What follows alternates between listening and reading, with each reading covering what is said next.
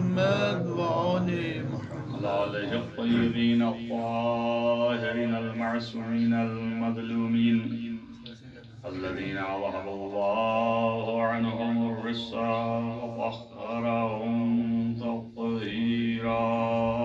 اللهم صل على محمد وآل محمد الله على أعدائهم أجمعين من يؤمن هذا إلى قيام يوم الدين. أما بعد فقد قال الله سبحانه وتعالى في كتابه الحكيم: بسم الله الرحمن الرحيم. واتقوا الله ويعلمكم الله والله بكل شيء عليم. صلوات محمد. اللهم صل على محمد وآل محمد. عزیزان گرامی، مرتبت یہ آیہ کریمہ سورہ بقرہ کی ہے اور ظاہر اس کا جو ہے وہ روشن اور تابناک ہے کہ اللہ نے ارشاد فرمایا کہ اللہ کی نافرمانی سے بچو.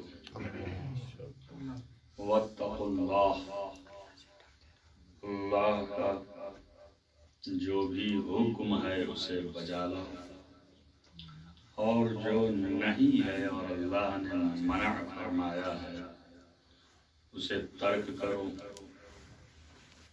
خلاصہ اس کی نافرمانی سے اپنے آپ کو محفوظ کرو اور بچاؤ.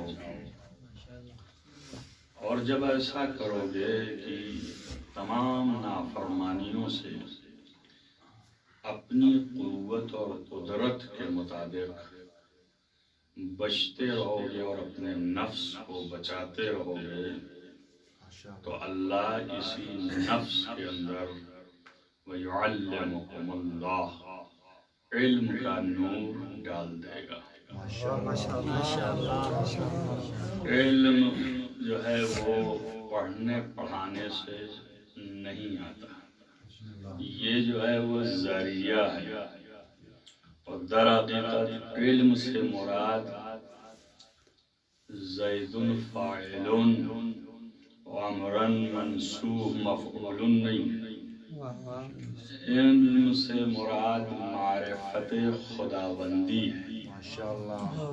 اصل جو ہے یہ تقوی اختیار کرو گے تو تمہارے دلوں میں اللہ جو ہے وہ معرفت کی بیجیں ڈال دے گا تاکہ اسی سے تناور شجر عقائد خود بخود متولد ہونے لگے اور آپ اللہ کی معرفت کے ساتھ ساتھ اپنی تمام تر ایمانی بنیادوں کو مضبوط و مستحکم کرتے جائیں. یعنی ایمان تو لے آئے، صاحب ایمان ہیں، لیکن اس کے بعد یہی تقوی ذریعہ ہے کہ ایمان اور بڑھتا جائے. فَزَادَهُمُ اللَّهُ ایمانا، اللہ جو ہے ایمان کو ان کے بڑھاتا چلا گیا. ظاہر ہے کہ جب کشف ہوتا ہے اور چیزیں نظروں کے سامنے آ جاتی ہیں تو انسان کے یقین میں اضافہ ہوتا ہے، اور اگر یقین موجود ہے تو اس کے اطمینان میں اضافہ ہوتا ہے. اور اطمینان پیدا ہوتا ہے نفس کے اندر، ایک نوع اضطراب بغیر دیکھے ہے تو اطمینان آ جاتا ہے. شاید یہی وجہ ہے کہ حضرت ابراہیم نے فرمایا کہ کیسے مردے کو زندہ کرتا ہے. پوچھا کیا تو ایمان نہیں رکھتا ہے؟ کیا ایمان تو ہے، لیطمئن قلبی.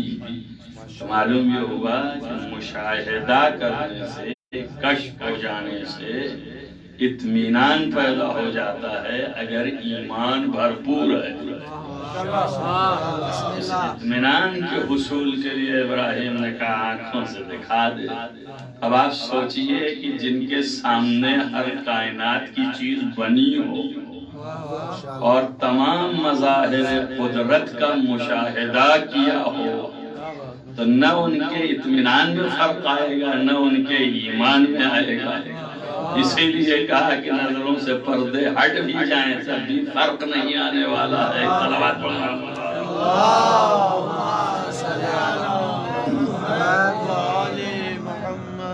ظاہر ہے کہ یہ بنیاد ایمان و یقین کو مستحکم کرنے کے لیے اس کی معرفت اور اس کی معرفت کی بنیاد کو مستحکم کرنے کے لیے نافرمانیوں سے بچنا، پاکیزگی قلب ہونا چاہیے۔ اور پاکیزگی قلب ظاہر کہ جب اعضاء اور جوارح آپ کے پاکیزہ ہوں گے تو قلب بھی پاکیزہ ہوگا۔ اگر ایسا نہ ہوتا اور میری بات درست نہ ہو تو آپ ظاہر سے ملاحظہ کر لیں، اگر قلب کو طہارت اعضاء اور جوارح سے نصیب نہ ہو تو پھر غسل و وضو کی ضرورت کیا؟ یا غسل و وضو ظاہر یہی ہے نا، ہاتھ دھو لیا، چہرہ دھو لیا، ارے دھو لیا یا نہ دھو لیا، کیا فرق پڑتا ہے؟ لیکن معلوم یہ ہوتا ہے کہ چہرہ دھونے سے، ہاتھ دھونے سے اور نیت قربتاً علی اللہ آ جانے سے قلب میں پاکیزگی در آتی ہے۔ چونکہ دل میں پاکیزگی آئی تو نتیجہ کیا ہوا کہ اعضاء اور جوارح جب پاک ہوئے تو دل خود بخود پاک ہو گیا۔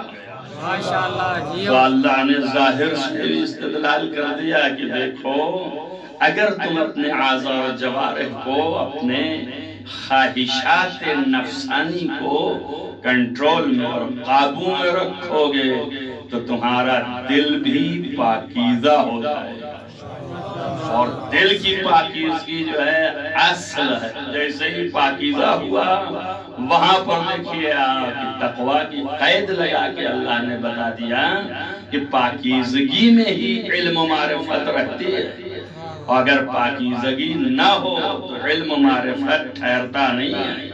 لہذا کہ وَاتَّقُوا اللَّهَ وَيُعَلِّمَكُمُ اللَّهُ، پہلے تقوی، پہلے طہارت کرو، نفس کو پاکیزہ بناؤ، تب اللہ تمہیں علم دے گا۔ کیوں؟ اس لیے کہ اگر جہاں طہارت نہیں ہے اور علم نہ ٹھہرے، نجاست ہو، تو وہاں پر علم و معرفت کے بیچ کو کاشت کرنا ظلم ہے، اور اللہ ظالم نہیں ہے۔ لہذا پاکیزہ اور طاہر کے دل میں جو ہے وہ معرفت کا بیج بوتا ہے۔ صلوات پڑھیں محمد والے۔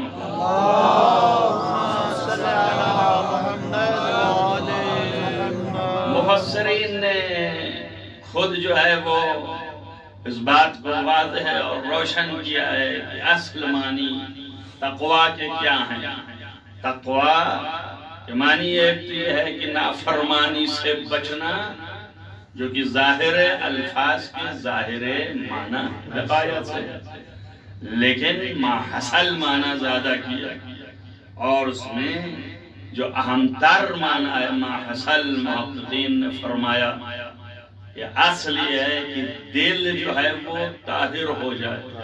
یہ ماحصل تقوی ہے، دل کا طاہر ہونا، یعنی ایسا ہے کہ انسان ویسا ہی بن جائے جیسا اسے اللہ نے پیدا کیا، ایسا خلق ہوا ہے، فطرت اولا پہ انسان پلٹ جائے۔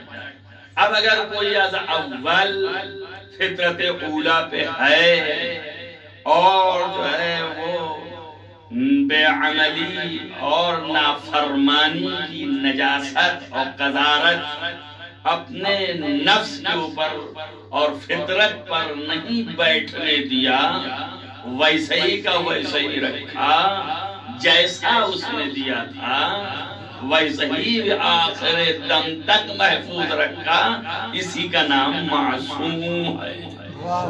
اسی کو کہتے ہیں کہ اتقوا اللہ حق تقاتے، یعنی جو تقوی کا حق ہے وہ تم نے ادا کر دیا، کہ جیسا نفس دیا تھا ویسے ہی نفس ہمارے حوالے کر دیا۔ ایک صلوات پڑھیں محمد والے محمد۔ اللہم صلی علی محمد وآل محمد۔ محمد وآل محمد بلند تر صلوات۔ اللہم صلی علی محمد وآل محمد۔ اصل جو ہے یہ اپنی فطرت نفسانی کو، فطرت اولا تک محفوظ رکھنا، یا یہ کہ وہیں پلٹا کے لے جانا۔ اب اس کے پلٹانے کے لیے ظاہر ہے کہ اسی طریقے سے رہے، جو تم نے وعدے کیے ہیں اسے پورا کرو، ان وعدوں کے خلاف نہ جاؤ، وعدوں میں اپنے ثابت قدم رہو۔ سبھی نے وعدہ کیا ہے، کوئی روح ایسی نہیں ہے کہ جس نے وعدہ نہ کیا ہو، ہر روح نے وعدہ کیا ہے۔ وہاں جب آدم کی پشت سے نکال کر کے پوچھا الستو ربکم العالی، کیا میں تمہارا پروردگار نہیں ہوں؟ تو قالوا بلا، تو ساری روحوں نے کہا بے شک تو ہمارا پروردگار ہے۔ تو اب جب وعدہ کیا ہے تو اللہ نے کہا دیکھو یاد رکھنا کہ تم نے خود وعدہ کیا ہے، اب اس کے بعد مکرنا نہیں۔ ارے ہم اور آپ کیا، وہ جو کہ نفس اپنے بچائے رہتے ہیں ان کو بھی خطاب کر کے کہا کہ اگر تم نے وعدہ کیا فمن تول من بعد ذلك، اگر اس کے بعد کوئی پھیرا فاولئک هم الفاسقون، وہی فاسق ہے۔ کہ کس کے لیے؟ انبیاء کے لیے ہے کہ تمہارے درمیان میں ایک نبی بھیجنے والا ہوں جو صاحب کتاب ہے، گزشتہ کتابوں کی تصدیق بھی کرے گا، اور جب یہ نبی آئے تو تم اس پر ایمان لے آنا، اس کی نصرت کرنا۔ کیا اس کا اقرار کرتے ہو؟ تو سارے انبیاء نے کہا اقرارنا، ہم اقرار کرتے ہیں۔ تو اللہ نے کہا فشہدوا، اس پر گواہ رہنا، اور ہم بھی گواہ ہیں تمہاری اس بات پر۔ فمن تول بعد ذلك، جو بھی اس کے بعد مکر جائے اور پھر جائے، فاولئک هم الفاسقون، وہی فاسق ہے۔ بھئی آپ کے عقائد میں تو یہی نہ کہ انبیاء معصوم ہیں، کم سے کم انبیاء کی عصمت کا تو انکار نہیں ہے، تو جب انبیاء معصوم ہیں تو پھرنے کا سوال کیا ہے؟ ایک بات میں یہی سمجھ میں آ گئی کہ عصمت جبری نہیں ہے، اگر جبری ہوتی تو پھرنے کا تصور ہی نہیں ہوتا۔ جب کوئی چیز کا امکان ہے تبھی خدا کہہ رہا ہے، تو عصمت جبری نہیں ہے یہ، بلکہ ان کی ایک صلاحیت ہے کہ جس صلاحیت کے مطابق اپنے نفس کو قابو میں رکھے ہوئے ہیں، اور یہی قابو میں رکھنا ان کی فضیلت ہے۔ ذالک فضل اللہ یؤتیہ من یشاء، یہ وہی فضیلت ہے جسے اللہ خود جس کو چاہتا ہے عطا فرماتا ہے۔ ایک صلوات پڑھیں محمد والے محمد۔ اللہم صلی علی محمد وآل محمد۔ جو وعدہ کیا ہے اس وعدے سے مکرنا نہیں، اسی طریقے سے باقی رہنا اور اس پر رہنا۔ لہذا اس نے کہا ہے نا کہ متقین کی پہچان ہے وَالْمُؤْفُونَ بِعَهْدِهِمْ إِذَا عَاهَدُوا، جب بھی کوئی عہد کریں اور وعدہ کریں تو اسے بجا لائیں۔ تو آپ نے وعدہ کیا وہاں، تو یہاں پہ بھی بجا لاؤ۔ ہمیں اور آپ کو ہے حکم کہ ہم اور آپ اگر ایک دوسرے سے وعدہ کریں تو اسے بجا لائیں۔ فقہی مسائل میں آتا ہی نہیں ہے، لیکن یہ کہ اخلاقیات میں اچڑ دیا، در حقیقت فقہی ہے، یعنی واقعاً اگر کسی سے وعدہ کیا ہے تو وعدے کی اہمیت ہے۔ اللہ نے یہیں پر بتایا ہے یہ تقوی کی اعلیٰ کوالٹی ہے کہ اگر آپ نے عہد کیا ہے تو پورا کرو، اور یہ عہد جو ہے پورا کرنا ہی نیکی کی پہچان ہے، وہی متقی ہے اور وہی نیک ہے۔ پہلی چیز نیکی کی پہچان ہے۔ آپ نے دیکھا نا سورہ طہر میں اللہ نے فرمایا وہاں پر یوفون بالنذر، یہ نذر کو وفا کرتے ہیں۔ نذر کیا ہے؟ عہد کیا اسی عہد کو بجا لائیں. اور در حقیقت یہ ظاہر قرآن یہ ہے، باطن تو کچھ اور ہیں جن کی باتیں ہو رہی ہیں، لیکن ظاہر قرآن یہ ہے کہ اوپر سے اللہ نے کہا ہے، وہاں سے چلا آ رہا ہے کہ ان الابرار یشربون من الکاس. یہی ابرار جو ہیں وہ جو ہے وہ پیالہ بھر کر کے پیتے ہیں، وہاں پر شراب پیئیں گے. شراب کو مانی یہ والا پانی، یعنی پینے کی چیز کہ کانا مزاج ہوا، جس کا ملانا جو ہے خلط ملط ہونا ایسا ہے کہ نہ پوچھئے. اس کے اندر کافور ملا ہوا ہے، اور مزے سے پیئیں گے اور ایسا پیئیں گے کہ چھلکے گا. اور اس کے بعد ان کی تعریف بیان کر رہا ہے کہ ان الابرار یوفون بالنذر. یہ وہی ابرار ہیں کہ جو عہد کیا ہے اسے پورا کرتے ہیں. تو کہاں کا عہد ہے؟ یہ وہاں کا عہد ہے. جو وہاں کا عہد کیا تھا یہاں آج پورا کر رہے ہیں. یہ وہ نیک لوگ ہیں. اس لیے کہا لیس البر ان تولوا وجوہکم، یہ نیکی نہیں ہے کہ تم اپنے چہرے کو ادھر موڑ لیے اور ادھر جھک جھک کر کے ایسے کر لیے. قبل المشرق والمغارب، اور پھر اس کے بعد آپ ادھر موڑ لیے. تو یہ نیکی نہیں. لیس البر ان تولوا وجوہکم قبل المشرق والمغرب. کبھی ادھر موڑا اور کبھی ادھر موڑا، کبھی ایسے ایسے جھکے ادھر اور کبھی ادھر. تو یہ جھکنا جو ہے نیکی نہیں. من آمن باللہ والیوم الآخر. اصل میں نیکی تو یہ ہے کہ جو اپنے دلوں میں ایمان کی جڑ پکڑوا چکا ہے، قیامت پر ایمان لے آ چکا ہے، اللہ پر ایمان رکھتا ہے، اور اس کے ساتھ ساتھ کتابوں پر ایمان رکھتا ہے، نبیوں پر ایمان رکھتا ہے، والملائکہ اور ملائکہ پر ایمان رکھتا ہے. اور اس کے ساتھ ساتھ اس کی کیفیتیں یہ ہے کہ آت المال علی حبہ ذوی القربى. جو مال ہے وہ آپ یہاں پر ضمیر پھیرے دے رہے ہیں اسی مال کی طرف اگر ظاہر میں جاتے ہیں، لیکن حقیقت یہ ہے کہ اللہ کی محبت میں جو یہ مال ملا ہے، اس مال کو جو ہے اپنے قرابت داروں کو دے رہے ہیں. اور اگر مال ہی کی محبت ہے، مال کی بھی بڑی محبت ہوتی ہے نا، بڑی مشکل سے کمایا ہوا ہے، خون پسینہ لگا کر کے جمع کیا ہے، تو انسان چاہتا نہیں کہ ہاتھ سے جائے. تو اللہ کہتا ہے یہ بھی ایک آزمائش ہے کہ جس کو تو زیادہ محبوب رکھتا ہے وہ مال ہے، تو اسی مال میں سے قرابت داروں کو دے. یہی نیکی ہے. کیوں؟ لن تنالوا البر لن تنالوا البر، آپ جو ہے نیکی پا ہی نہیں سکتے حتی تنفقوا مما، توجہ کریں آپ، تحبون، جو سب سے زیادہ محبوب ہے. جب تک کہ اس کو خرچ نہ کریں، جب تک اس کو دے نہیں، تو آپ نیکی پا ہی نہیں سکتے ہیں.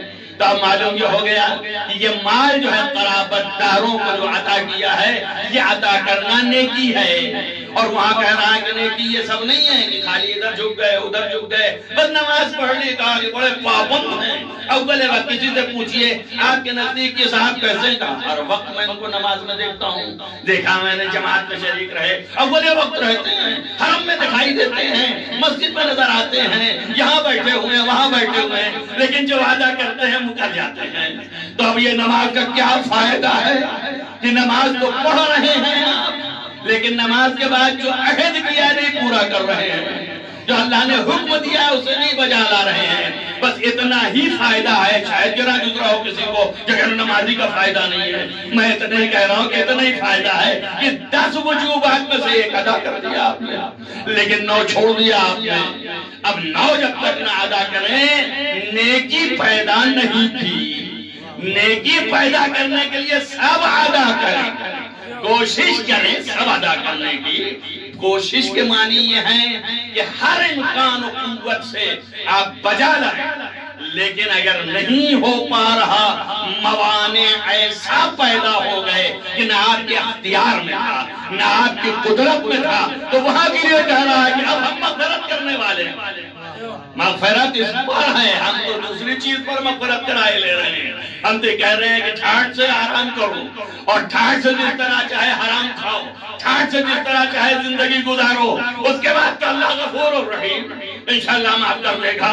لیکن اس نے کہا کہ جب ہم نے قانون بنایا تو اپنی قدرت بھر قانون پر عمل کرنے کی کوشش کرو، لیکن اگر تمہارے اختیار میں نہیں ہے اور موانع پیدا ہو گئے ہیں تو ہم دیکھ رہے ہیں، ہماری چیز کو نگاہ کر رہے ہیں. واللہ، اللہ جو ہے وہ ہر شے کا علم رکھتا ہے. خالی علم ہی نہیں رکھتا بلکہ دیکھتا بھی ہے.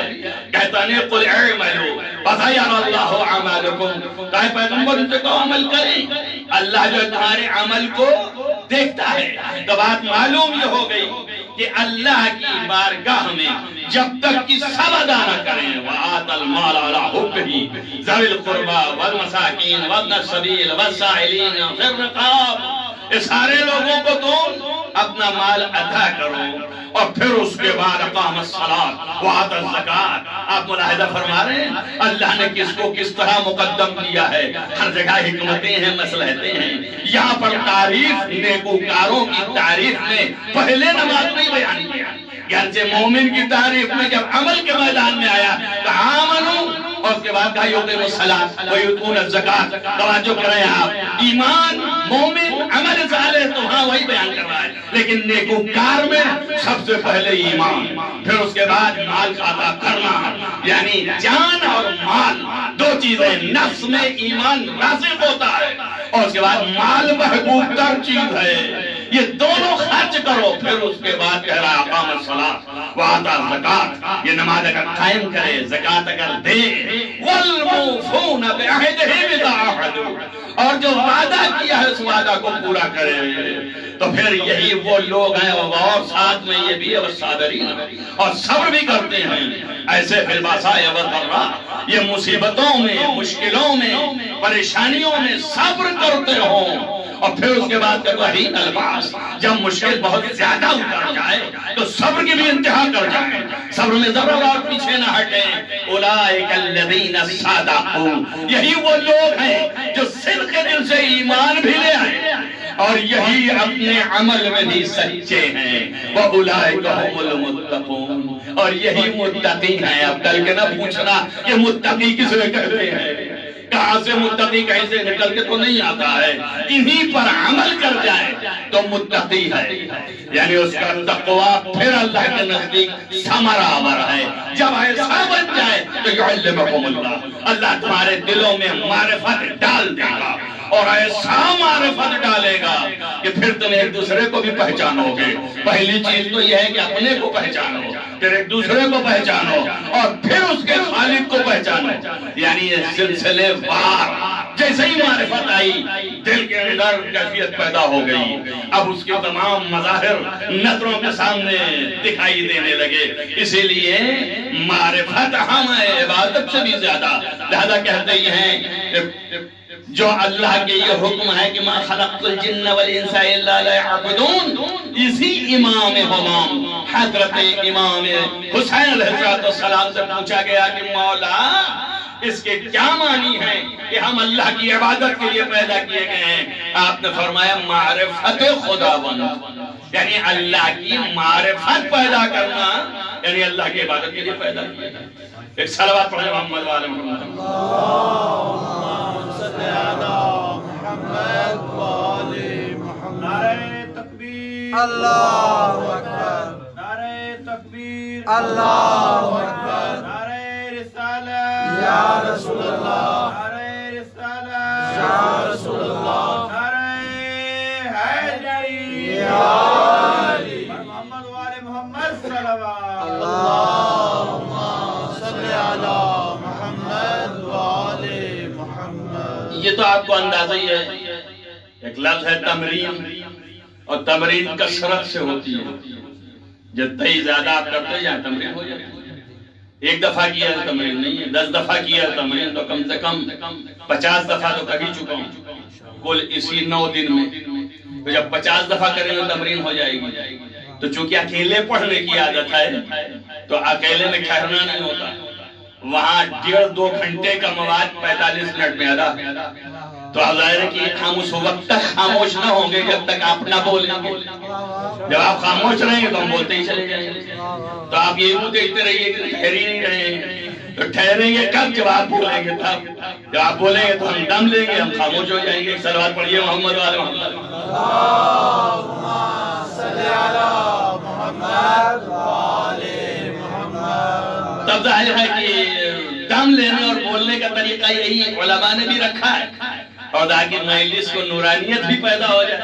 یہ بیچ میں جو ہے آپ درود پڑھیں، ہم دم لیں. ایک صلوات پڑھیں محمد وآل محمد.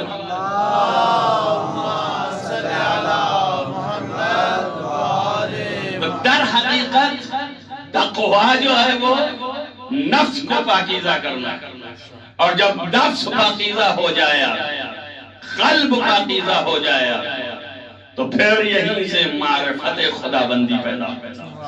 اور جیسے ہی معرفت خدا بندی پیدا ہوئی، اسی کا نام ہے زندگی کا کامیاب ہونا. قد افلح المومنون. مومن کیوں فلاح پائے گا؟ اس لیے کہ اس کے دل میں ایمان کی جڑ اتنا زیادہ مستحکم ہو جائے گی. اس لیے فرمایا ہے کہ مومن وہ ہے کہ جسے تمام آفات کے پہاڑ بھی ہلا نہ سکے. معلوم ہے کہ اس کے دل میں اتنی بڑی قوت پیدا ہو گئی کہ یہ پہاڑ جو ہیں آفات کے، یہ مشکلات جو ہیں، سمندر آفات کی بھنور اسے اپنے اندر کھینچ کے نہیں لے جا سکتی ہے. وہ ہمیشہ سفینہ نجات کو اوپر لیے کھڑا رہے. یہ ہے ایمان کی پہچان. تو مومن جو ہے قد افلح، وہی کامیاب ہوگا. کیوں؟ اس لیے کہ قلب جو ہے اس کا پاکیزہ ہے، ایمان جو ہے مستحکم ہے. اور قلب کے پاکیزہ ہونے میں سب سے زیادہ کارگر چیز ایک تو معصیت کا نہ بجا لانا، اور اسی میں سے یہ اہم ترین چیز وہ یہ ہے کہ من یعظم شعائر اللہ، جو اللہ کے شعائر کی تعظیم کرے. یہی ہے تعظیم اللہ کے شعائر کی، اللہ کی نشانیوں کی، اللہ کی معرفت کے ذریعہ کی تعظیم جو ہے وَإِنَّهُ مِن تَقْوَى الْقُلُوبِ، یہ دلوں کو پاکیزہ کرنے کا ذریعہ. پھر صلوات پڑھیں محمد وآل محمد.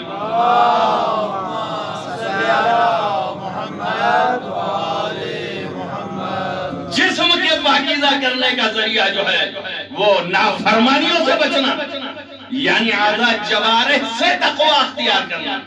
لیکن انسان جو ہے وہ دلوں کی پاکیزگی کے لیے شعائر الہی کی تعظیم بجا لائے. ومن الشعائر جو ہے کا یہ کعبہ ہے، یہ جو ہے آپ کا آپ صحیح کر رہے ہیں، اس کے درمیان دو پتھروں کے، یہ جو ہے وہ شاعر الہی میں سے ہے. مقام ابراہیم شاعر الہی میں سے ہے، جن سے شعور پیدا ہو انسان کو اللہ کی معرفت کا. وہ ساری کی ساری نشانیاں ہیں. وَمِن شَعَائِرِ اللَّهِ، اللہ نے بھی بلاغت رکھی ہے کہ شاعر الہیہ میں سے یہ ہے.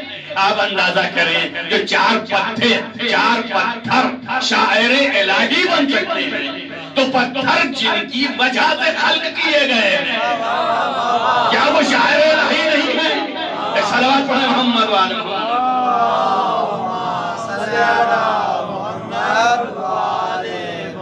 لمحہ فکری ہے کہ نہیں ہے؟ آج دیکھ لیجئے، اگر ابھی میں ایک لمبی چوڑی تقریر آپ کے سامنے کروں، بڑے خوش ہوں گے آپ، بڑے بلبلے میں آ جائیں گے، بڑے جوش میں آ جائیں گے. ارے کیا بات کہہ دی، ہم کہیں گے دیکھیے دریا جو بہتے ہوئے اس طریقے سے بہ رہے ہیں روانی کے ساتھ، کہ ان کی آواز کی طرف توجہ کیجئے اور ان کے بہنے کو دیکھیے تو آپ کی آنکھیں جو ہے مسحور ہو جائیں، کان جو ہے مترنم ہو جائیں، اور اس سے یہ پتا چلتا ہے کہ اللہ قادر ہے. دیکھیے دریا سے پتا چلا کہ اللہ جو ہے خالق ہے، اور خالق کی معرفت پیدا ہو گئی. جیسے ہی ہم نے باغ کی طرف نگاہ کیا، ہم نے کہا کیا کہنا، یہ لہلہاتے ہوئے باغ، ارے اللہ، اس کو دیکھ کر کے تو روح کھینچتا چلا جا رہا ہے، اور ہمارے نفس کو سوائے کھینچاؤ کر کوئی پیدا ہی نہیں ہو رہا ہے. کیا کہنا. اس کے بعد آپ نے جھوم کے کہا کہ اتنا بڑا خالق کی ایسا بنا دیا. سورج کی طرف دیکھا، کیا کہنا، چمک رہا ہے. چاند کی طرف دیکھا، کیا کہنا، روشنی ہے. یہ سب کیا ہے؟ کا مظاہر خدا ہے. اس سے کیا ہوتا ہے؟ ان کا خدا کی معرفت پیدا ہوتی ہے. ایسا ہی کہ نہیں ہے؟ آپ بتائیے، مخلوقات ہیچ جن کی حیثیت زیادہ نہیں اللہ کے نزدیک، اس کو دیکھنے سے خدا کی عظمت معلوم ہوتی ہے. تو انسان سے بتانا جو سب سے بڑی نشانی ہے خدا کی، کیا اس کو دیکھنے سے خدا کی معرفت نہیں پیدا ہوگی؟ اب جیسے ہی ہم نے نام لیا کہ محمد آل محمد کی طرف نگاہ کرو تو خدا پہچان میں آتا ہے. سب کے منہ بننے لگے، اور معالی کہہ رہے ہیں کہ مجھ سے بڑی کوئی آیت کائنات میں نہیں ہے. نعرہ تکبیر، اللہ اکبر، نعرہ رسالت، یا رسول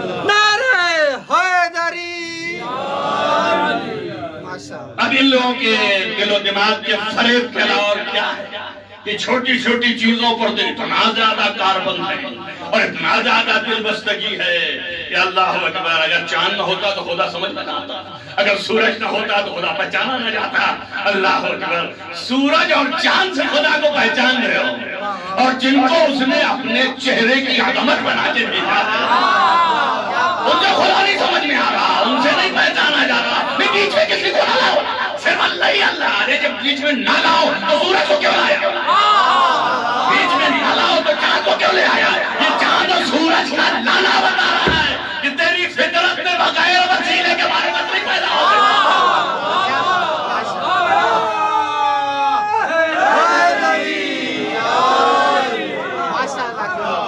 بغیر وسیلے کے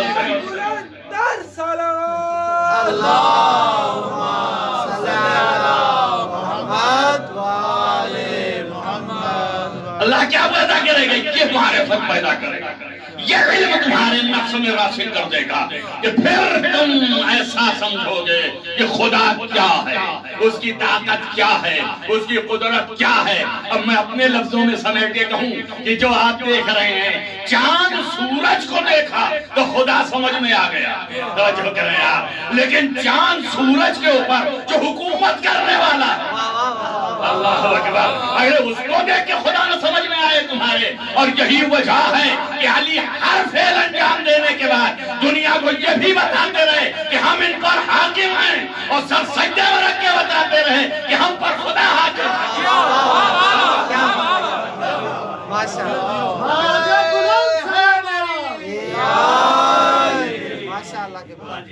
دنیا کو یہ پیغام دیتے رہے کہ بابا ہم ان پر حاکم ہیں، ہماری حکومت کا اندازہ کرو، اور جس کا ہم سجدہ کر رہے ہیں وہ ہم پر حاکم ہے، ہمارا کنٹرولر وہ ہے، جدھر ہمیں وہ نچاتا ہے، جدھر ہمیں گھماتا ہے، جدھر ہمیں مہمیز کرتا ہے، ہم ادھر ہی جاتے ہیں اور کہیں جاتے ہی نہیں ہیں۔ مَا تَشَاءُونَ إِلَّا أَن يَشَاءَ اللَّهُ، صرف وہی چاہتے ہیں جو خدا چاہتا ہے۔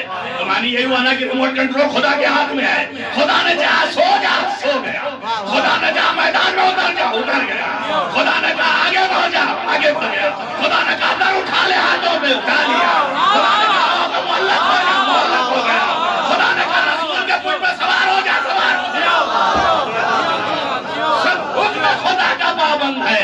اب یہ نہیں پوچھ رہا کہ کیوں سو جاؤں، یہ نہیں کہہ رہا ہے کہ کیوں یہ نہیں اکھاڑ پا رہے ہیں ادھر، مجھے کیوں بھیج رہا ہے، اب یہ نہیں کہہ رہا ہے کیوں اوپر سوار کر رہا ہے، تو سوار ہو جا۔ یہ صرف یہ ہے اللہ کے حکم کی پابندی آئی کہاں سے؟ نفس کو بچا لیا، خدا کی معرفت پیدا ہو گئی، اور ایسی معرفت کہ اول فطرت میں خدا نے ڈال دی، تو اس نے کہتے ہوئے کہا کہ اگر نظروں سے پردے ہٹ جائیں تب بھی فرق نہیں آنے والا ہے۔ اس خدا کو اس دن جس دن اقرار کر لیا ہے، آخری دم تک اسی اقرار پر باقی رہوں گا۔ یہی تو علی نے کہا تھا نا جب رسول نے پوچھا کہ سب تو بھاگ گئے، تم کیوں نہیں بھاگے؟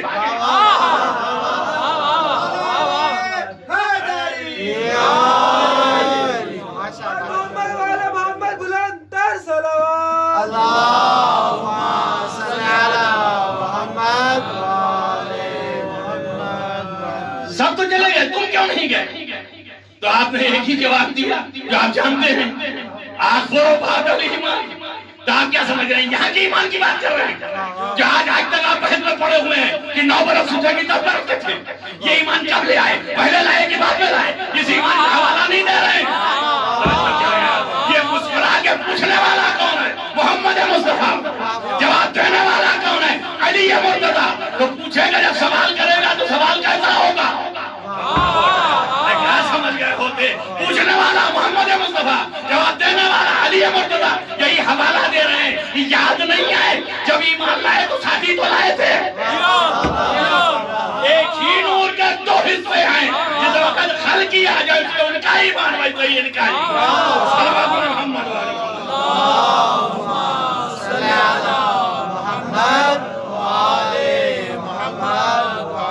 دادا ایمان لانے کے بعد کیسے میں کفر کر دوں گا؟ اسی دن جب ہم نے عہد باندھا تھا تو اس عہد کو یہاں پورا کرنا ہے.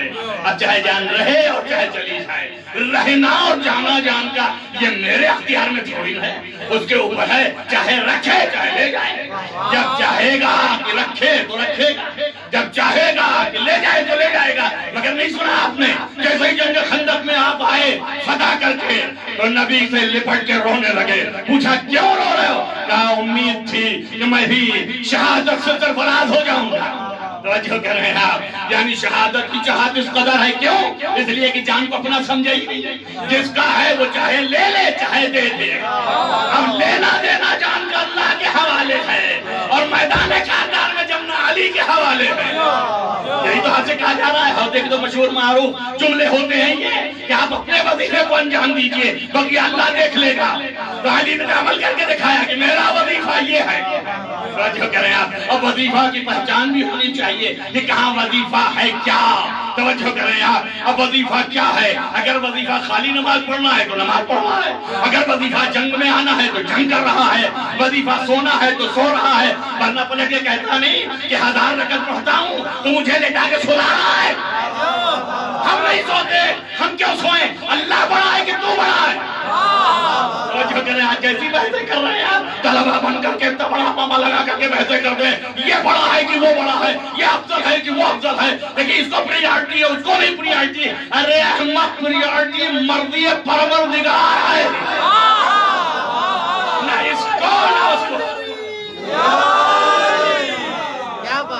اس کو پریارٹی ہے اس کو پریارٹی ہے، نہ اس کو پریارٹی نہ اس کو پریارٹی. اور اگر پریارٹی کی بات کرتا ہے تو قرآن نے کہا ہے اقیم الصلاۃ لذکری، نماز کو قائم کر میرے ذکر کے لیے. اور اس کے بعد کہا کہ انہ ذکر للعالمین. توجہ کریں آپ. اللہ کے ذکر کے لیے نماز ذریعہ ہے اور آل محمد ذکر خدا ہے. اللہم صلی علی محمد وآل محمد. جو ذکر خدا ہے جس دن یہ سمجھ لیا اس دن نماز کی اہمیت نہیں ہے بلکہ اس کی اہمیت ہے. اگر نہیں ہے تو سوچو یہاں پر ہاں یہ بھی نہ ہو کہ الزام لگا دیا جائے جس کو نماز کی خبر نہیں ہے. اس لیے دونوں عمل پیش کر دیا. جیسے ہی بتائے گا مولا اول وقت تاکہ دنیا جان جائے اسی نماز کے لیے زندہ ہے. اور اس کے بعد جیسے ہی مولا نے پلٹ کے کہا اول وقت تو سامنے آ گیا. توجہ کریں آپ. مولا کو جواب دینا چاہیے تھا کہ میں کھڑا ہوتا ہوں پیچھے کھڑا ہو جا. نہیں ایسا. اول وقت نماز پڑھنا نا یہاں تسی نے دلایا تھا کہ مولا اول وقت نماز ہے تو مولا کہتے بے شک میں آگے کھڑا ہو رہا ہوں تو پیچھے کھڑا ہو جا. اس لیے کہ نماز پڑھنا ہے تجھے. لیکن مولا نے یہ نہیں کہا پیچھے کھڑا ہو جا. اللہ اکبر. ایک لمحے کے لیے تصور کرو اور سوچو اور فکر کرو. مولا نے کہا سامنے آ جا. ایک صلوات پڑھیں محمد والا. مولا نے فرمایا سامنے آ جا، پیچھے نہیں سامنے آ جا. ارے سامنے کون سی نماز؟ امام کے آگے آج بھی قبر کے سامنے نہیں ہونا ورنہ نماز باطل ہو جائے گی نہ ہو جائے. اب امام کے سامنے یہ کون سی امامت فرمائے گا؟ توجہ کریں کیا اس لیے امام نے بولا کہ آج میں پیچھے پڑھوں گا تو آگے پڑھنا. یہیں پر امتحان ہو گیا کہ یہ مجھے کتنا جانتا ہے، یہ مجھے کتنا مانتا ہے. اب یہ پلٹ کے نہیں پوچھ رہا کہ میں نے تو پڑھنے کی بات کی تھی،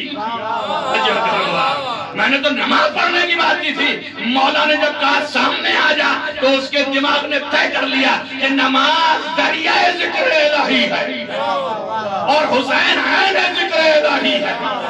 لہذا آ گیا سامنے کھڑا ہو گیا اور اس کے بعد تیروں کو سامنے سے لینے لگا. دنیا کو پیغام دے دیا کہ تحفظ حسین تحفظ نماز. میرے دوستوں بات کو پہچانو. تحفظ حسین تحفظ نماز ہے. آج آپ زور دے رہے نہیں مقصد حسینی بچائیے مقصد حسینی بچائیے. ارے پہلے حسین کی عزاداری بچائیے. یہی عزاداری پورے دین کو بچائے گی. آج 1400 سال سے آپ کا دین بچتا اسی میں چلا آ رہا ہے اور اسی کو دشمن کر گیا ہے. اور یہ چالیں چلی ہیں کہ دنیا دیکھ رہی ہے. سبھی زد میں آ گئے ہیں. صاحب ایمان بغیر ایمان ہر طرح کے زد میں ہیں کہ نہیں ہیں. یہ دنیا چال چل رہی ہے کہ یہ ہونے نہ پائے، یہ ختم ہو جائے، یہ قوم ختم ہو جائے گی. لیکن اگر سچے ہو اور اس میں وہی کرتے رہیں گے جنہوں نے وہاں وعدہ کیا ہے، تو وہ وعدہ یہاں پورا کرو، گھبراؤ نہیں، پیچھے نہیں ہٹو، اپنی جان کو جان نہ سمجھو۔ اس نے جان کو نہیں جان سمجھا، وہ پلٹ کے کہہ سکتا تھا میں آپ کا ساتھی ہوں، جب لوگ حملہ کریں گے تو جواب دوں گا، لیکن ابھی نماز ہے، نماز اول ہے، آپ بعد میں ہیں، آپ کھڑے ہو جائیے، میں آپ کے پیچھے نماز پڑھتا ہوں، جب نماز ختم ہو جائے گی تو ضرور آپ کی طرف سے لڑوں گا، جیسے آپ کہتے ہیں تو ضرور پھر کروں گا، پہلے نماز ہے۔ لیکن وہاں یہ نہیں کہہ رہا پہلے نماز ہے، وہاں یہ کہہ رہا ہے پہلے حسین ہے۔ اس لیے کہ فکر یہ سما چکی ہے کہ اگر حسین ہے تو نماز ہے، اگر حسین ہے تو روزہ ہے، اگر حسین ہے تو سب کچھ ہے۔ میں کہوں کیوں؟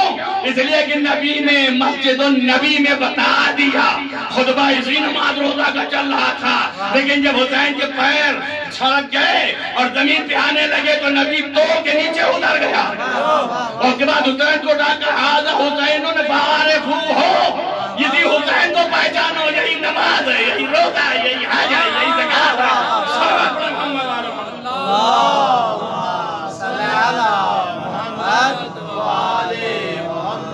اب جس تقوی کی بات ہو رہی ہے انصاف سے بولو، اگر یہ اصحاب حسین اس وقت حسین کے قول کو جو آپ نے فرمایا کہ آگے آ جا، آگے نہ آتے اور پیچھے کھڑے ہو کے نماز پڑھتے تو کیا تقوی ہو جاتا؟ تقوی تو معنی ہی یہی ہے کہ حکم خدا کے سامنے چھپ جانا، اور حکم خدا دنیا میں سامنے آ نہیں سکتا جب تک کہ وسیلہ نہ ہو۔ وسیلہ حکم خدا حسین ابن علی ہوگا نیا وسیلہ، بس دیکھ لیا کہ اس کا حکم اللہ کا حکم ہے۔ اس وقت وظیفہ نماز ادا کرنا نہیں ہے، وظیفہ حسین پہ آنے والے تیر کو بچانا ہے۔ اب یہ اور بات ہے کہ ترکیب معلوم ہے، انہوں نے بتا دیا ہے کہ کب کیسی نماز ہوتی ہے، تو اگر یہ تیر کو روک کر کے اور اپنے آپ کو جھکا لے رہے ہیں، تیر کو سینے پہ بھی لے رہے ہیں اور آنکھوں کو جھکا رہے ہیں، تو کبھی رکوع کر رہا ہے، کبھی سجدہ کر رہا ہے، نماز بھی پڑھتا جا رہا ہے، حسین کی جان بھی بچاتا جا رہا ہے۔ توجہ کریں، آپ کیا ہو گیا؟ اب یہیں پر حسین کی تحفظ میں نماز بھی آ گئی کہ نہیں آ گئی؟ ہے کسی کے دم زبان میں کہے کہ نماز نہیں ادا کیا؟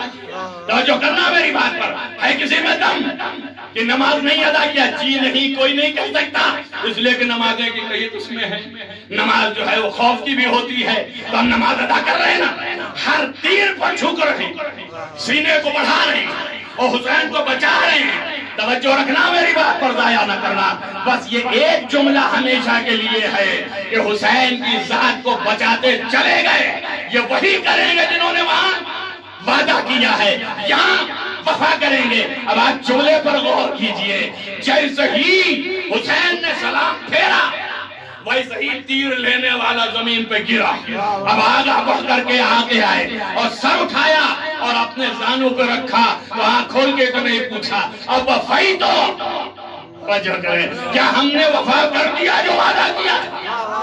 اللہ اکبر، یہیں پہ سند بھی لے رہے ہیں، حسین گواہ ہو جائیں کہ ہم نے وعدہ جو کیا تھا وفا کیا کہ نہیں۔ حسین جھک کے منہ چوم لیے، ایسے صحابی کس کو ملتے ہیں؟ اللہ اکبر، آپ دیکھیں اور سوچیں اور غور کریں کہ جو دوسروں کی آگوش میں پلنے والے، جو دوسروں کے گھر میں رہنے والے ایسے افراد ہیں کہ اپنی جان دے رہے ہیں حسین کی محبت میں اور وفاداری میں، اور اس طرح سے جا رہے ہیں کہ سینے پہ تیر کوئی حیثیت نہیں رکھتا ہے، تیر سے سینہ چھلنی ہے، مگر زمین پہ گرنے کے بعد حیثیت اس کی ہے کہ کیا میں نے وفا کر دیا یا نہیں کیا ہے۔ آپ دیکھیں اتحاد کیسے ملے ہیں، ایک صحابی ایسا ملا کہ جیسے ہی دوسرا صحابی پوچھتا ہے کہ کوئی وصیت تو نہیں ہے، وجہ کہ کہتا ہے ایسی وصیت ہے حاضر رجل، صرف ان کی حفاظت ہی وصیت ہے اور کچھ بھی نہیں ہے۔ وصیت کیا ہے آج کے دن؟ ملاحظہ کریں آپ کہ یہ دوسروں کی آگوش میں پلنے والے ایسے ہیں تو جو حسین نے لوری دے دے کے پالا ہوگا ان کا کیا عالم رہا ہوگا۔ عزیزو، اسی لیے چیخ کے پکار کے کہا کہ لعنت ہو جائے تیری امان پر، ہر بندہ رسول کو قتل کرنا چاہتا ہے اور مجھے امر لے کے آیا ہے، جزاکم ربکم خیر الجزا۔ اسی لیے جوان آگے بڑھ رہے ہیں، اسی لیے شوق سے آ رہے ہیں، کہہ رہے ہیں چچا اب تو یہ بھی شہید ہو گئے، کیا مجھے موقع نہیں ملے گا؟ اللہ اکبر، یہ جان ہتھیلی پہ لے کے کھڑے ہیں حسین پہ جان دینے کے لیے۔ سب کی قوت تھی، سب کی طاقت تھی، اپنی زبان سے آگے کہہ رہے تھے اور کہہ رہے تھے کہ کیا ہمیں موقع نہ ملے گا، کیا ہمیں موقع نہ ملے گا، اب ہمیں اجازت نہ دیجیے گا، اور اپنی تلواریں نکال کے اپنی قوتوں کا اظہار کر رہے تھے کہ ارے وقت مل جائے تو دیکھنا مجھے ہے کہ نہیں ہے۔ مقاتل یہی لکھتے ہیں، بس میں ایک جملہ کہنا چاہتا ہوں کہ جس کے پاس زبان نہ ہو توجہ کرے وہ کیسے اظہار کرے، جس کے پاس بدن نہ ہو تو وہ کیسے اظہار کرے۔ اس طرح بتائے عزیزو، جس کے زبان نہ تھی اس نے کہا ایسے نہیں، سب نے زبان سے آگے کہا کہ مجھے شہید ہونے کا موقع نہ ملے گا، وہ جھولے سے گرا کے بتایا کہ مولا کیا ہمیں موقع نہ ملے گا۔ جزاکم ربکم خیر الجزا۔ عزیزان گرامی، چند جملے آپ کے سامنے سروے سے لیے کہ آپ ہر طرح سے مصاف ہو جائیں۔ ہم نے چاہا کہ احکام کی تعلیم بھی ہو جائے اور حکم خدا بھی پہنچ جائے اور حکم رسول بھی پہنچ جائے، فضائل آل محمد بھی پہنچ جائیں، بس اس کے بعد ایک ہی چیز ہے جو معال مؤلف ہے، یعنی مصائب آل محمد۔ اس سے بڑی کوئی مصیبت نہیں ہے، اگر ہوتی تو حسین اس کا نام لیتے۔ عزیزوں، سب سے بڑی مصیبت اس لیے پکارا شیعہ تھی، اے میرے شیعہ، ارے اگر تم ہوتے تو دیکھتے کہ کیسے تمہارا امام پانی مانگ رہا۔ جزاکم ربکم خیر الجزا۔ حسین کو پانی کی حاجت نہیں تھی، سوال آب نہ تھا، اے معاذ اللہ۔ حسین اور سوال آب، اے معاذ اللہ، یہ اتمام حجت ہے، سب دنیا جان لے کہ حسین کتنے مظلوم ہیں۔ حسین مجبور نہیں ہے، صاحب اختیار ہے، صاحب اقتدار ہے، مقام امتحان اور چیز ہے، یہ مظلوم ہے۔ زیادہ مظلومیت دنیا جان لے کہ مظلوم کتنا بڑا مظلوم ہے۔ اگر ابھی بھی انسانیت کے کلیجے میں تڑپ ہے تو بچے کی پیاس دیکھ کے مظلومیت سمجھ رہے ہیں، لیکن انسانیت نہیں سمجھ رہی ہے۔ آپ نے اپنی رضا کو سمیٹا اور سمیٹ کے زمین پہ رکھا، بچے کو لٹایا اور اس کے بعد رخ کر کے کہا اے حجت خدا کے بیٹے، تو بھی حجت خدا ہے۔ اس لیے کہ یوسف کی معصومیت کو اور ان کی بے گناہی کے اثبات کے لیے ایک بچہ لایا گیا، تو اپنے باپ کی بے گناہی کا اثبات کر دے۔ عزیزوں، لکھا ہے کہ بچے نے ایک مرتبہ خوش ہوٹوں پہ زبان پھرائی، بچے تو ہی زبان پھرائی، ظالم رونے لگے۔ اللہ اکبر، وقت نہیں ہے کہ میں آپ کو یہ بتاؤں، یہ ظالم کا رونا یہ ندامت سے نہیں ہے، یہ ظالم کا رونا حسین کی مظلومیت پہ نہیں ہے، یہ اپنے مقدر پہ رو رہے ہیں کہ ایسے مظلوموں کو ہم قتل کر رہے ہیں، اس کے بعد جہنم آئے۔ عزیزو، ان کا رونا اور ہے اور تمہارا رونا اور ہے، اس لیے کہ تمہارے رونے پر حسین کے غم سے دل متاثر ہے، اور جب متاثر ہے تو رو رہے ہو تو اسی پر وعدہ کیا گیا فوجبت لہ الجنہ، کہ جنت ملے گی۔ یہ رونا ہے جو حسین کے اوپر بکا ہے۔ عزیزان گرامی، جیسے ہی زبان پھیری لوگوں کے چہرے پلٹے، اور جیسے ہی پلٹے پدر سعد نے دیکھا شمر کی طرح کہ ارے کیا ہو رہا ہے، کیا یہیں سے جنگ تمام ہو جائے گی، کیا حسین کا سر نہیں قلم کر پائیں گے؟ دیکھو یہ حالات بدل رہے ہیں۔ شمر نے کہا یقطع کلام الحسین، اور بلا حسین کے کلام کو منقطع کر دے۔ عزیزو، لکھا ہے کہ امام عالی مقام نے بچے کو ہاتھ پہ اٹھایا، ظالم نے سہ شعبہ تیر، ایسا تیر جو کسی جوان کو مارا جائے تو تاب نہ لائے۔ اللہ اکبر، 6 مہینے کا بچہ حسین کا ہاتھ اور سہ شعبہ تیر اور بڑی طاقت سے چھوڑا۔ آپ کو تو پتہ ہے نا کہ حرم اللہ نے مختار کے دربار میں بات کا اعتراف کیا کہ میں نے 3 ہی تیر پھینکے، ان میں سے یہ ایک تیر ہے جو اپنی پوری طاقت کے ساتھ پھینکا۔ عزیزو، اور پہچان یہ ہے کہ پوری طاقت کے ساتھ پھینکا کہ بہار میں اللہ مجلسی نے کہا کہ جیسے ہی تیر گلے پہ لکھا فَانْقَلَبَ الصَّبِيُّ عَلَىٰ يَدِهِ، بچہ امام کے ہاتھوں پہ پلٹ گیا۔ بس عزیزو، ختم کلام ہے۔ جیسے ہی بچہ پلٹا تیر امام کے بازو میں پیوست ہوا، اپنے ہاتھوں سے تیر نکالا، بچہ کے گلے کا تیر جدا کیا اور خون کو ہاتھ میں لیا اور ایک مرتبہ عرش کی طرف پھینکنا چاہا، آواز آئی قیامت تک ایک بت پانی نہ آئے گا۔ زمین کی طرف چاہا کہ حسین اس کا وزن میں نہ اٹھا پاؤں گا۔ خدیجہ چہرے پہ مل لیا، کہا یا جدہ اے میرے نانا حجر میں ایسے ہی ملاقات کریں گے، جزاکم ربکم خیر الجزا۔ ان کی فرمائش تھی، اس لیے اور ظاہر ہے کہ آج 9 محرم ہے۔ خدیجہ 9 محرم آخری قربانی حسین کے ہاتھوں، یہ وہی قربانی ہے جس کو ماں نے سجا کے دیا تھا کہ پانی پلانے جا رہے ہیں۔ عزیزہ جب ہاتھ پر لیا، زمین دیکھا، آسمان دیکھا، بچے کو ہاتھ لے کے خیمے کی طرف بڑھے، بچے جیسے جیسے جاتے جا رہے ہیں سوچتے جا رہے ہیں کہ ماں کو کیا جواب دیں۔ اللہ اکبر، آج بھی آپ یہ عمل کرتے ہیں کہ پیچھے گئے آگے آئے، ارے سوچتے جاتے ہیں ماں کو کیا جواب دیں۔ عزیزہ ایک مرتبہ تمہیں خیمہ ہے، آواز دی اور اپنی امانت لے جاؤ، دوڑی ہوئی بھی کہہ لیا سیراب ہو گئے۔ عزیزوں آگے دیکھا تو من کا ڈھلا ہوا ہے، سر نیچے کو ہے، گلوں میں رومال بندھا ہے، خون سے تر ہے۔ ایک مرتبہ دیکھ کر آواز نے کہا یا بنیا امی سلو کا دلہا، اے میرے لال کیا تیرے جیسے میں نبھا کیا تھا؟ عزیزوں دیکھتی رہی، آنکھوں سے آنسو ٹپکتا رہا۔ ایک مرتبہ حسین سر جھکائے کھڑے رہے، سر اوپر کیا کر رہا، تم سے میں شرمندہ ہوں۔ میں سننا تھا، آنکھوں سے آنسو پوچھا، کہا مولا میرے ایمان کا امتحان نہ لیجئے، 1 نہیں 1000 اصغر ہوتے، آپ کے نثار۔ حسین کی آگوش میں دوبارہ دے دیا۔ عزیزوں ختم میں کلام حسین لے کر کے خیمے کی پشت پہ گئے، اور روایت کہتی ہے کہ ذوالفقار سے زمین میں جگہ بنا ہے۔ عزیزوں سے آپ قبر کہتے ہیں، زمین میں لٹا گیا۔ حسین نے کہا اے زمین کربلا، یہ تجھے میں اپنی امانت دیتا ہوں۔ عزیزوں امانت تو دے کے چلے گئے، لیکن کیا زمین کربلا بچا سکی؟ عزیزوں روز یاد ہوں صبح کو پھر قیامت آئی، ارے ظالم نے دیتے علی اصغر کی قبر سے میت نکالی، تن سے سر کو جدا کیا، ارے لگا دیکھتی زینب پچاڑے کھاتی رہی، واہ حسینہ واہ علی۔ اللهم إني أسألك بحق فاطمة وأبيها سر المستودع صلى الله عليه وسلم دار العهد واسطة محمد وآل محمد